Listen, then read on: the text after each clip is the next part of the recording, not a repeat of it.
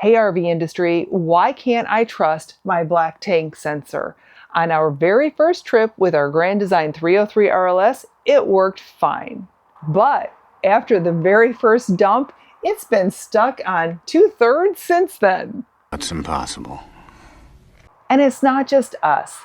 These probes inside the tank get coated after the very first use and they never read right again. Every RVer I know says the exact same thing.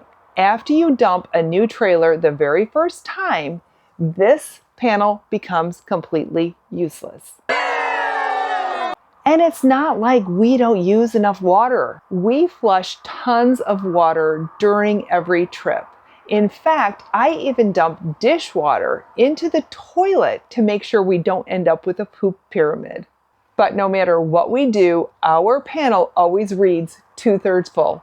In fact, we're completely empty right now. We just finished dumping and back flushing our black tank. Hey RV industry, we need reliable sensors. If boats and residential systems can have accurate waste monitoring, why in the RV industry are we still stuck guessing? And RVers, if you have ever had your panel lie to you, can you leave a comment below and share your most frustrating or your funniest tank sensor fail story?